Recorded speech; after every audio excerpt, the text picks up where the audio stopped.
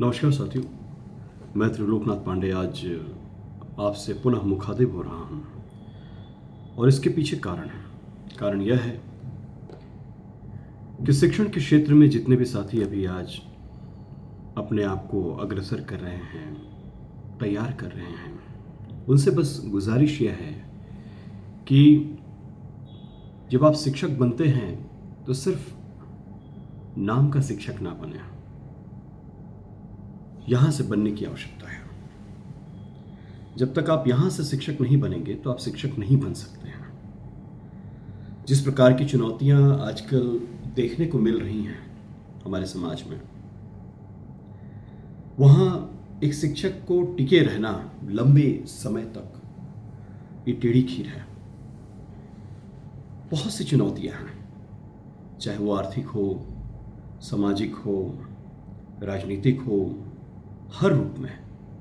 यदि आप इस क्षेत्र में आना चाहते हैं तो आप सभी से गुजारिश है कि अपने कमर को कस कर आए, तैयार होकर आए। तैयारी कहने का मतलब है कि मन से भी तैयार रहें, तन से भी तैयार रहें और निश्चित तौर पे ज्ञान के क्षेत्र में भी अपने आप को अद्यतन करते रहें, अपडेट करते रहें, क्योंकि ये बहुत ज़रूरी हो गया है। जब आप इस क्षेत्र में आ रहे हैं, खास करके शिक्षण के क्षेत्र में, और जब हम बात करते हैं कि हिंदी शिक्षण के क्षेत्र में, तो आपको आचार्य रामचंद्र शुक्ल का नाम मालूम होना चाहिए।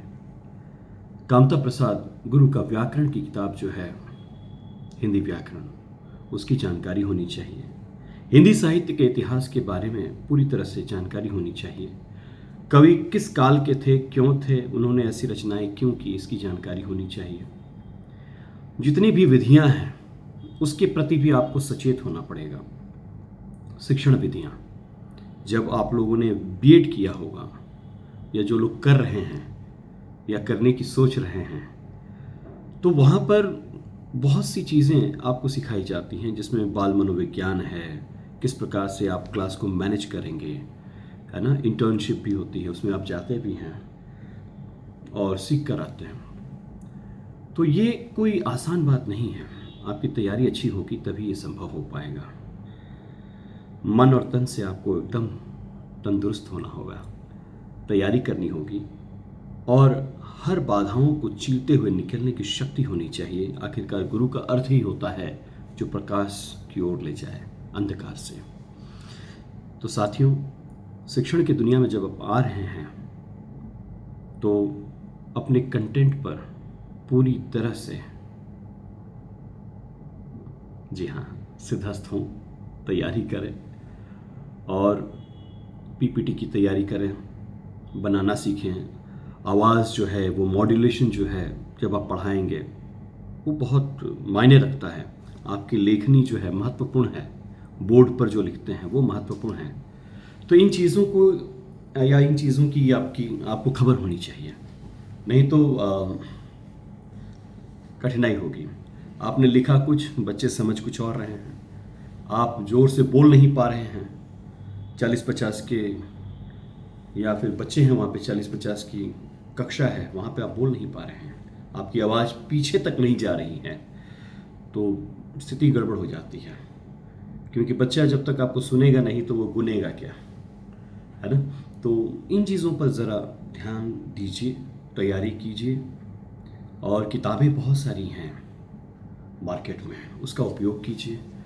पारंपरिक किताबें भी हैं और आजकल एआई भी है, चैट जीपीटी है, ग्रोक एआई है, नाना प्रकार की चीज़ें हैं।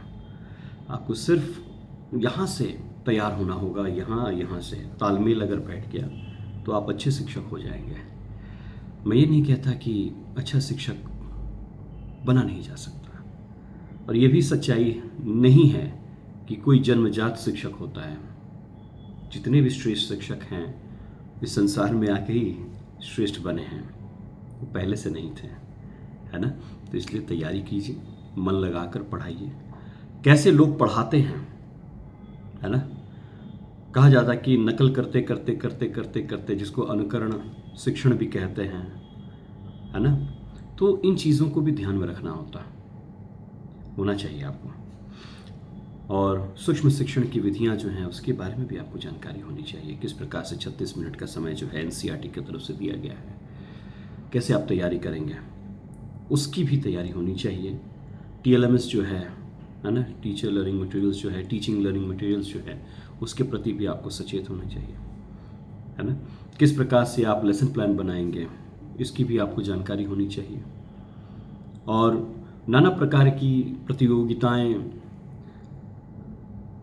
और उसमें भाग लेना, बच्चों को सिखाना, बताना, ये सारी चीज़ें आपको आनी चाहिए। तो कहा जाए कुल मिलाकर तो अच्छा शिक्षक वह है जो तैयार है। अच्छा शिक्षक वह है जो मन से बिल्कुल खुला है और हर नई चीज़ को अपनाने, सीखने के लिए तत्पर है। यदि आप तत्पर नहीं तो आप दक्ष भी नहीं होंगे, तैयारी नहीं कर पाएंगे। इसलिए आप सभी से गुजारिश है, तैयारी कीजिए, मन लगाकर पढ़िए और अपनी पर्सनालिटी पर भी ध्यान दीजिए। किस प्रकार के वस्त्र पहनते हैं उस पर भी ध्यान दें, है ना। सबसे पहले आपका ये गेटअप जो है वो सामने आता है। आप जब कक्षा में प्रवेश करते हैं या किसी से मिलते हैं तो आपकी पर्सनालिटी जो है सबसे पहले तो आपके कपड़े से झलकती है, चाहे आप लड़की हों, स्त्री हों या पुरुष हों, है ना। तो इन चीज़ों पर ध्यान दीजिएगा। ज़्यादा भड़काऊ कपड़े कभी ना पहने, बी डिसेंट, है ना। बढ़िया से कोम कीजिए, अपने आप को सुसज्जित रखें, आपको देख कर लगे कि हाँ भाई, एक आदर्श शिक्षक या शिक्षिका ऐसी होती है। वो सम्मान का भाव स्वयं निकल कर आने लगता है ना। तो इन चीज़ों को ज़रा ध्यान से देखिए, सोचिए, समझिए और wish you all the best for your exams. और जितने भी इंटरव्यूज़ होते हैं, इंटरव्यूज़ में यही, जब आप प्रवेश करते हैं इंटरव्यू के लिए, तो उसमें भी जैसे आप दरवाज़ा खोलकर अंदर आते हैं तो आपका सिलेक्शन और रिजेक्शन उसी पर निर्भर हो जाता है, तैयार हो जाता है, आधा काम वही हो जाता है।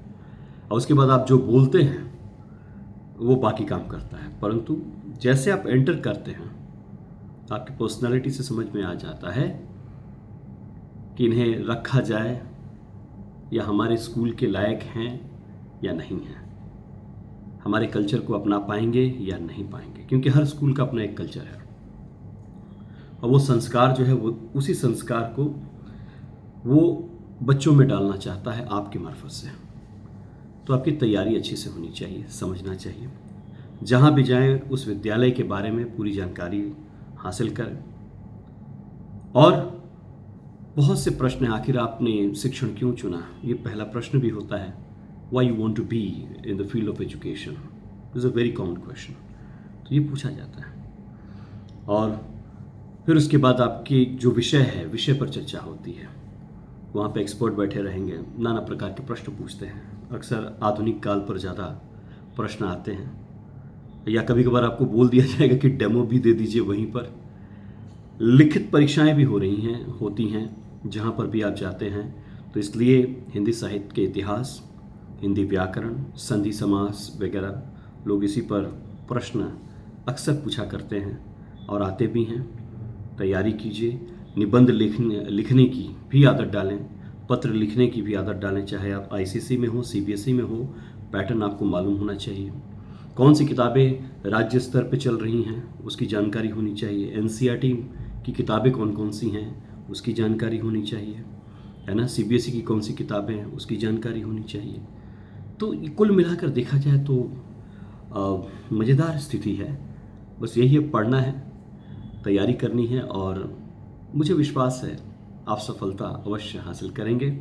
इसी विश्वास और आशा के साथ मैं आज का वीडियो जो है बस यही कर या फिर यही कहकर समाप्त करना चाहता हूँ कि कोशिश करने वालों की कभी हार नहीं होती है ना। एक ही स्कूल नहीं है दुनिया में, अनगिनत स्कूल हैं। जैसे आप आखिरी नहीं हैं स्कूल के लिए, वैसे आपके लिए स्कूल भी आखिरी नहीं है। तो इसलिए कोशिश जारी रखें। जब तक नहीं मिलता तो ये समझिए कि अभी तक वो स्कूल ही नहीं मिला जिसके लिए आप बने हैं। या फिर कहीं आप में कमी है तो उसको सुधारिए, देखिए क्या वो मांगते हैं क्या नहीं। ठीक है, तो आजकल जो है इस पर काफ़ी चर्चा हो रही है। अपने आप को तैयार करें, रोने से काम नहीं चलेगा, काम करना पड़ेगा, तैयारी करनी पड़ेगी। और देखिए कैसे लोग पढ़ाते हैं, अपने आप को बेहतर बनाइए। आप ही हैं देश के निर्माता, भविष्य के निर्माता। अगर आप डगमगा गए, यदि आप हार गए तो निश्चित तौर पे तो बच्चों को क्या कौन संभालेगा, है ना। तो आप सभी को आशीर्वाद है, मस्त रहें, स्वस्थ रहें, तैयारी कीजिए। यदि कोई असुविधा हो तो संपर्क करना ना भूलें। हम सब आपके साथ हैं। नमस्कार, फिर होगी।